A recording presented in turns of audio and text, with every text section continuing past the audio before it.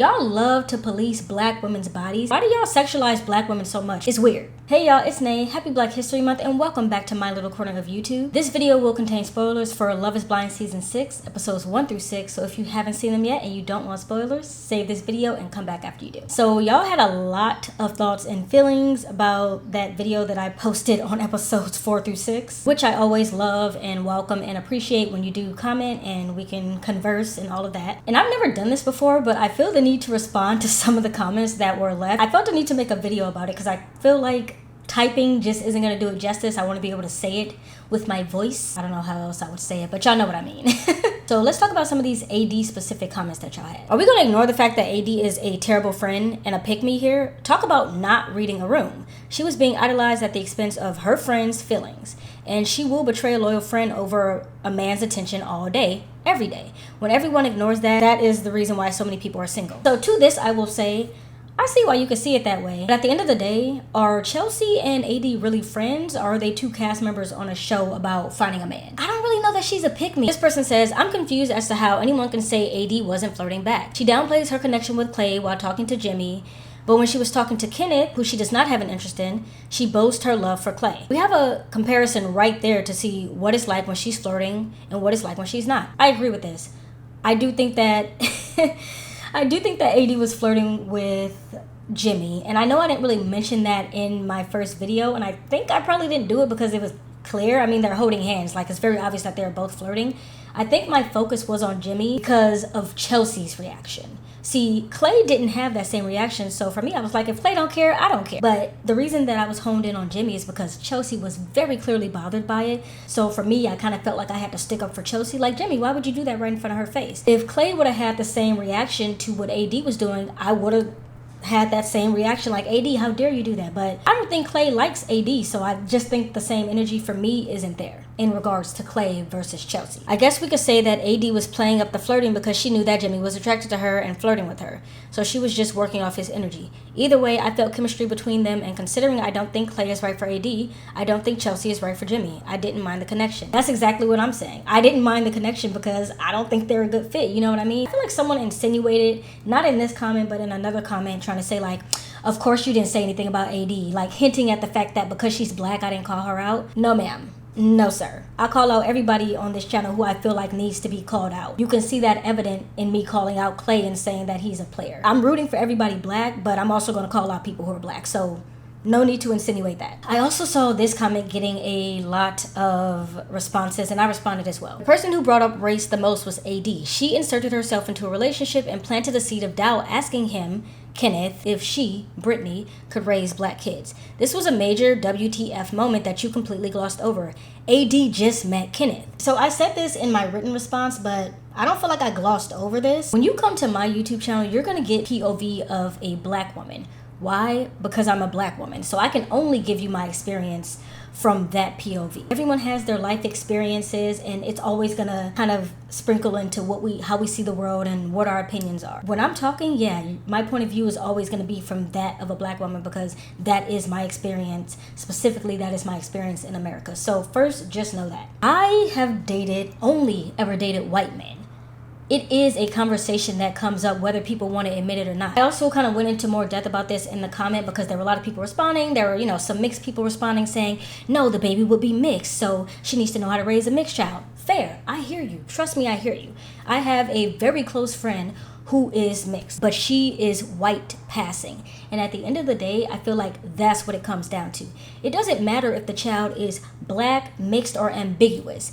What matters is how the world is going to view them. If you know anything about black people, we can be born in all shades. I'm brown. There are people who are darker than me. There is a spectrum of black people. It matters not what your makeup is, but how the world views you. The world at the end of the day is going to view me as a black woman. If I were white passing, even if I was mixed with black, the world was still going to view me as a white woman.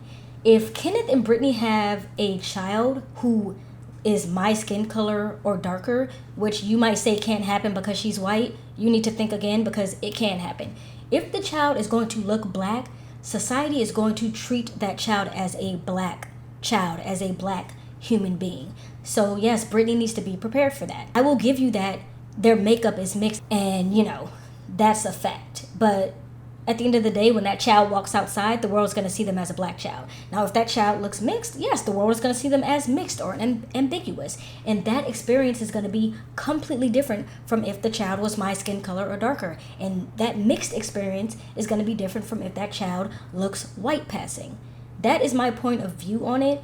And, you know, we can talk about this further if you want to, but that's just how I see it. And that is my experience as a black woman. I know how the world views black people. No, I don't think AD going up to Kenneth and saying, well, how do you feel about... No, that's a conversation that needs to be had because of how society is probably going to view that child. I know it may be a triggering conversation for some, but nonetheless, it matters. By the way, we don't have to agree on everything.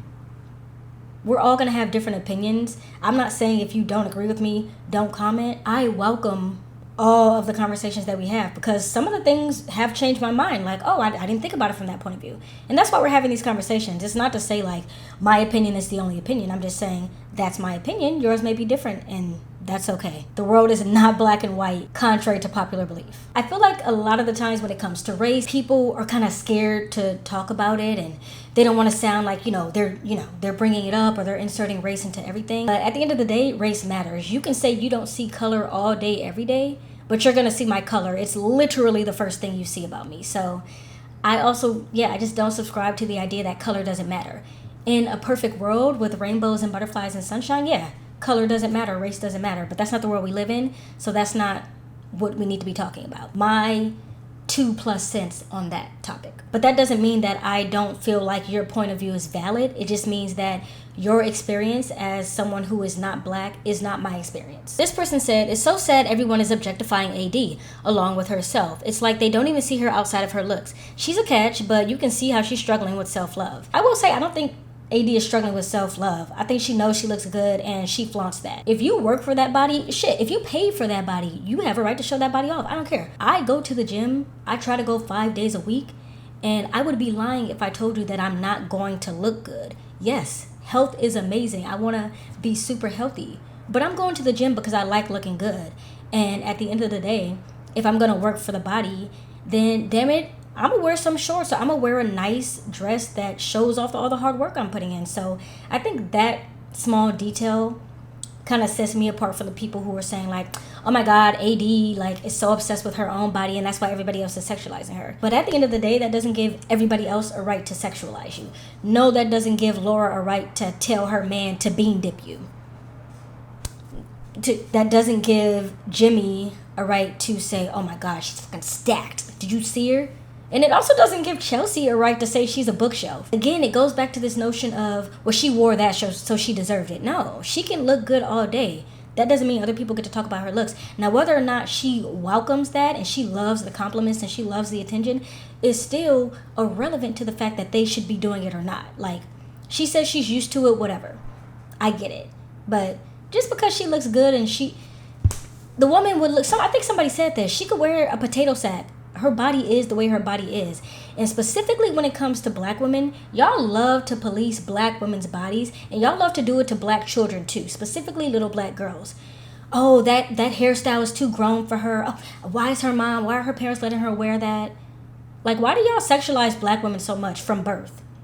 It's weird. It's like black women are not allowed to exist outside of what you guys think we should exist in, which is a box of ghetto ratchetness. Like, we're not allowed to be anything else. We can't be feminine. We can't be sexy. We can't like the way we look. Another thing I noticed is a lot of comments about people's appearances, and I kind of want to touch on that too. In a general video, most of my videos, I'm not going to talk about people's appearances because, listen, people don't always look their best. Sometimes I might get on here looking crazy. I don't want y'all talking about me, so I usually don't engage with comments like that. So if you see me not really fully engaging with those, just know that that's why. I don't want to talk about anyone's looks.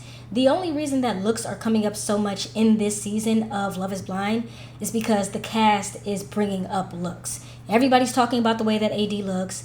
Chelsea is showing that she has some insecurity around her looks. So that's the only reason looks is really big right now. Although one of y'all did say that Jimmy looks like a thumb, and I chuckled. But just know, stop. Just stop. And then this is one I really wanted to touch on because this is a comment. This is an example of a comment where I was like, okay, I was wrong about that. I have no problem admitting that I was wrong.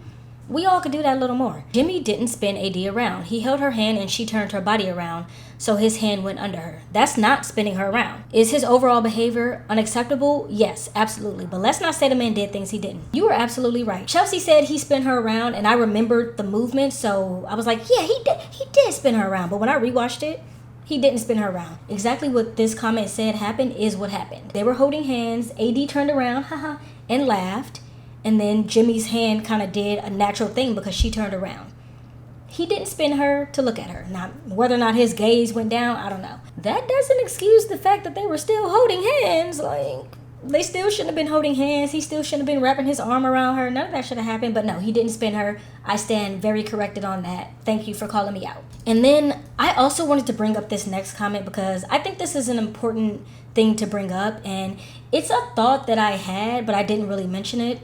Just kind of slipped my mind to mention it in the moment, but I will say this also. Why didn't anyone see how uncomfortable AD was? She's not flirting, she was just being charismatic. I think any woman who has ever felt uncomfortable at a bar or at a club can relate to what this person said. There have been so many times where I've been out and I'm getting unwanted attention from whatever, a man, and I placate them and I have the conversation with them because I don't want to end up a statistic. For anyone who doesn't know, women way more frequently than it should happen are stalked, are unalived for saying no to a man, for not giving a man their number, for not wanting to accept a drink from a man, for not giving a man the time of day. So it has become kind of a defense mechanism for women to, oh, this guy is flirting with me, I better flirt back, or I better pretend like I'm interested before he gets mad and tries to, unalive me. That's a very real fear that women have to deal with. So I understand the point that this person is making. AD might have just been uncomfortable and she probably went into self-defense mode and just started saying, okay, well, let me flirt back. Let me say, haha, I'm used to this. I do think there's room for that theory. I'm still going to say they were holding hands and all that, and she told him at the end of the conversation, this conversation was great, let's talk again. But I've said that to many guys. I've said, I'll call you or you can call me, and then block them. I've taken a drink from a guy because I didn't want him to get mad that I didn't. We do that as women, so I understand this point of view completely, and I will leave some room for the fact that that might have been the case. On Instagram, Matt is saying he never walked out on anyone. Production spliced that together. Also, Lady said Sarah Ann never mentioned any word about a guy leaving while she spoke. So this is always something that we need to be aware of and paying attention to. Listen, the people who are avid reality TV watchers, we already know this, but maybe we need a refresher every once in a while. Because even sometimes I forget. We know that reality TV is edited. They edit it. And the Netflix editors really do work overtime. Like, they'll take this from that. And I'm no professional editor, but of course I know a little bit because I edit my own YouTube videos. You can 1000% take audio from one clip and put it over another clip that has nothing to do with that audio, like I'm doing right now. So I know that that's possible. Sometimes I forget when I'm reviewing this because that's their goal, right? Is to get you to be like, oh my God, he did that. What I will say though is, when we look at the bird's eye view of Matt walking out, we can see Sarah Ann sitting right there in the chair. Now, whether or not their conversation had ended at that point when he walked out, I don't know, because we can't see her face, we can't see her lips moving, but we do see her body sitting there. So I don't know what went on with that edit. It could be possible that no one ever walked out. You just never know. And Netflix isn't talking. Netflix will never talk. So really, we just have to take the cast word for it that he didn't walk out on anybody, and Sarah Ann didn't say anybody walked out on her. So that's that. So maybe we need to give Matthew a little bit more grace. Okay, so I'm literally editing this video right now, and I actually went back again and rewatched that clip when Matt walked out on Sarah Ann. And after that bird's eye view where they're showing him close the door, they actually cut to Sarah Ann saying, hello, are you there? And then she's like, oh my God, he's gone, thank you. And then they cut to her confessional and say, Matt can kiss my ass. So maybe he did walk out on her. I don't know, it's confusing. He's saying he didn't. The girls are saying she never mentioned it, but clearly he did something for her to tell him to kiss her ass. So y'all let me know what y'all think. However, I think also being in everyday life, people judge too, Are you there? He's gone. Matt can kiss my ass. This conversation has been happening in the comments as well. And I didn't mention it in that video because I don't really like to bring up mental health issues that I don't myself have. So if I see someone and I feel like they have anxiety or social anxiety or ADHD, I'll mention that because I have those and I feel like I can speak from experience. But if it's something that I'm like, I don't really know, like that's not my area, then I'm not going to mention it. But a few people, including some people who said they are on the spectrum, have said that Matthew kind of seems like he might be on the spectrum as far as social cues and, just like that, like being really tunnel vision focused on what he has to say. And we saw that in a lot of different ways. What about you? I was just going to ask the questions. I wasn't really anticipating getting the same one back. Oh my God. How's everything going today? I don't know. We'll keep that close to the vest. Number 4, please. This one's been requested a couple times. It would try to be something different. I also saw some mentions of Matthew being narcissistic. I'm not going to co-sign that. And the reason I'm not going to co-sign that is because that word is overly used, and people kind of throw it out just because it's like, oh, you can have a characteristic of someone who is narcissistic and not be a narcissist. You know what I mean? So I tread lightly when it comes to things like narcissist or sociopath or any of those kind of things, because I'm not a psychiatrist and I can't diagnose anything. But I'm definitely not going to say someone is a narcissist unless they have a habit of showing me like this is what they have. So I can't speak on that, but that's what y'all saying. So I'm just saying that that's out there in the zeitgeist. Overall, most of the comments that I'm receiving are adding to the conversation, and I really appreciate you all for it. This next little piece of the video is just going to be me talking, so if you don't care about what I have to say just in general, you can click off. But I want to thank you guys so much for getting that video to 31K. That's insane. It's the most views I've ever gotten on the video. You are really... 1,000 likes is outrageous. I can't even do math on that. Well, I guess I can. I guess it's 1K. The comments, it's just so much love. I truly appreciate it. Whenever I talk about shows that are really popular, like Love is Blind or The Ultimatum or, any of those types of things, I always get a huge rush to my YouTube channel because they're really popular shows. And I understand that, and I know when the show is over, things are going to dip again because that's just kind of the nature of YouTube. Like, people want to talk about what they want to talk about, and then when it's done, some people move on. But I want to say thank you for being here now. When Love is Blind is over, I'll end up covering something else. I also talk about movies on my channel, so if you're into movies, stick around for that. Check out some of the other videos on my channel so you can know what I do. I hope that you stick around after Love is Blind is over, but even if you don't, just know that I appreciate you being here now. I'm trying to figure out what my next show is going to be. I think I know what it's going to be, but Netflix hasn't announced when the new season is coming out, so I can't put it on my calendar yet. What I will say is, if there's ever a show or a movie that you want me to talk about, I have a place on my Discord where you can request a video from me. That's it on that. Dropping this little video on a Monday because I'm off today. Love is Blind episodes 7 through 9. I'm going to try to get it out on Wednesday.